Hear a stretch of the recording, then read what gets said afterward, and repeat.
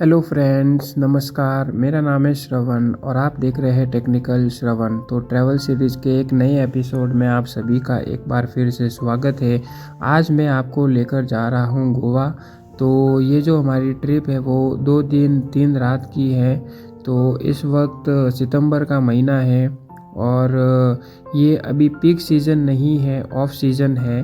तो कौन से समय में आपको गोवा जाना चाहिए, हम कहाँ कहाँ पर घूमें, आपको कौन कौन सी जगह पर जाना चाहिए, वो सारा इस वीडियो में बताऊंगा। इस वक्त हम गोवा के कलिंगुट बीच पर खड़े हैं और यहाँ पर गर्मी का भी काफ़ी मौसम था और धूप खिली हुई थी।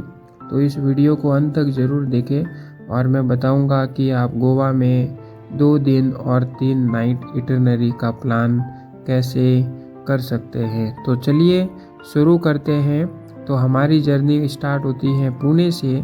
तो पुणे से हमारी जो ट्रेन थी वो पूर्णा एक्सप्रेस 10:45 थी, 45 मिनट पर थी, लेकिन वो ट्रेन 8 घंटे लेट हो गई और सुबह 4:15 पर हमारी ट्रेन आई और हम ट्रेन में बैठकर गोवा की ओर चले गए।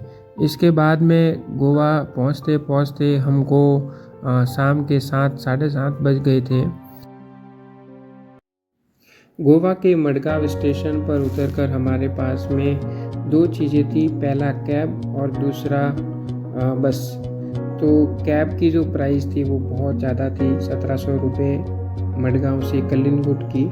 तो फिर हम वहाँ से कदम्बा बस स्टैंड गए और कदम्बा बस स्टैंड से हमने पणजी के लिए एसी वॉल्वो बस पकड़ी और वहाँ से हम पहुँच गए पणजी।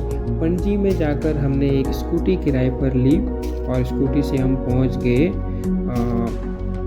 कलिंगुट, जहाँ पर हम रुके हुए थे। तो ये उस वक्त की अगले दिन सुबह का नज़ारा है, जहाँ पर सुबह सुबह बहुत बारिश हो रही थी, क्योंकि मानसून का टाइम है इस वक्त गोवा में। अभी का जो टाइम है वो पीक सीज़न नहीं है, ऑफ सीज़न है गोवा में, तो उतना ज़्यादा क्राउड नहीं था। बट हमने काफ़ी सारी चीज़ें कवर की। तो सुबह जल्दी तैयार होकर हम गोवा के लिए घूमने के लिए निकल गए। तो सबसे पहले हम गोवा में कलिंगुट बीच पर गए। कलिंगुट बीच मेरे वहाँ से जस्ट 5 मिनट की दूरी पर ही था। तो 5 मिनट की दूरी कवर करने के बाद में कलिंगुट बीच पर हमने काफ़ी सारा समय स्पेंड किया। हमने वहाँ पर फ़ोटो शूट किया और बीच की लहरों के उसके ऊपर पास में किनारे पर बैठकर उन आती हुई लहरों का आनंद लिया। लेकिन इस वक्त गोवा में क्योंकि मानसून का टाइम है तो ज़्यादा किनारे पर खड़े रहने नहीं दिया जाता है, क्योंकि वहाँ पर फ्लैग लगे हुए हैं और गोवा प्रशासन के द्वारा भी चेक किया जाता है कि कोई भी पानी के नज़दीक नहीं जाए। तो वो अगेन एंड अगेन वहाँ पर चेतावनी दी जा रही थी, तो वो हम सभी उसका पालन कर रहे थे। उसके बाद में हम निकल जाते हैं गोवा के अगोड़ा फोर्ट, जो कि वहाँ से मात्र 7 से 8 किलोमीटर की डिस्टेंस पर था। तो हमने वहाँ पर चले गए और वहाँ पर गोवा में अगोड़ा फोर्ट की जो फीस थी वो 25 रुपये इंडियन रुपीज़ थी और फॉरेनर के लिए 250 रुपये फ़ीस थी। तो गोवा के अगोड़ा फोर्ट में हमने काफ़ी सारा टाइम स्पेंड किया, अराउंड 2 से 3 घंटे, और काफ़ी फ़ोटो शूट भी किया।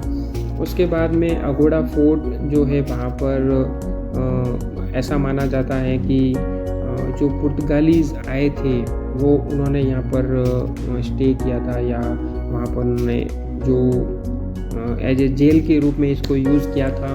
तो यहाँ पर आप देख सकते हो कि ये पूरा समुंदर का किनारा है, यहाँ पर छोटी छोटी बोट की नावें हैं और बहुत खूबसूरत नज़ारा हमको अगोड़ा फोर्ट से देखने को मिल रहा था। तो अगोड़ा फोर्ट में हमने काफ़ी सारा टाइम स्पेंड करने के बाद में हम वहाँ से आगे एक बीच की ओर प्लान करते हैं, जिसका नाम था कंडोलिम बीच। कंडोलिम बीच, वहाँ पर हमने बैठकर शाम के सनसेट का आनंद लिया और सनसेट देखने के बाद में हम वहाँ से निकल जाते हैं खाना खाने के लिए तो वहाँ के नज़दीक के एक रेस्टोरेंट में बैठकर हमने खाना खाया और खाना खाकर सीधा निकल जाते हैं बागा बीच। तो रात का जो समय था वो हम बागा बीच पर स्पेंड करते हैं। तो बागा बीच में समुंदर के किनारे रात की जो लाइटिंग वगैरह होती है वो काफ़ी अच्छी होती है। तो वहाँ पे पास में पब बार भी थे, तो अगर आप वो पार्टी के शौकीन हैं तो वहाँ जाकर आप पार्टी भी कर सकते हैं और आपको काफ़ी मज़ा आएगा। तो वो सारा करने के बाद में हमने उस बीच पर काफ़ी सारा समय बिताने के बाद में हम आगे की ओर निकल जाते हैं। तो इस वक्त मेरी स्क्रीन पर आप अगोड़ा फोर्ट को देख रहे हैं और ये थोड़ा लंबा हमने वहाँ पे रिकॉर्ड किया था। तो वहाँ पे काफ़ी सारे लोग फ़ोटो शूट एंड सब चल रहा था। तो गोवा का जो इटरनरी हमारा था वो 2 दिन और 3 रात का था। तो पहले दिन हमने कलंगुट बीच, अगोड़ा फोर्ट, कंडोलिम बीच और बागा बीच, इन 4 प्लेस को कवर किया, क्योंकि गोवा बेसिकली 2 हिस्सों में बटा हुआ है, नॉर्थ गोवा और साउथ गोवा। तो नॉर्थ गोवा, इस वक्त हमारे पास में समय इतना नहीं था कि हम साउथ गोवा में भी जाए, तो हमने नॉर्थ गोवा को ही कवर किया। और ये इस वक्त अभी जो बीच आप मेरी स्क्रीन पर देख रहे हो ये कंडोलिम बीच है। और यहाँ पर जो शाम का नज़ारा होता है सनसेट के टाइम का, काफ़ी खूबसूरत नज़ारा होता है। क्योंकि मेरा फ़ोन डेड होने वाला था तो मैं ज़्यादा यहाँ पर शूट नहीं कर पाया था, बट जितना पॉसिबल हो सके मैंने शूट किया।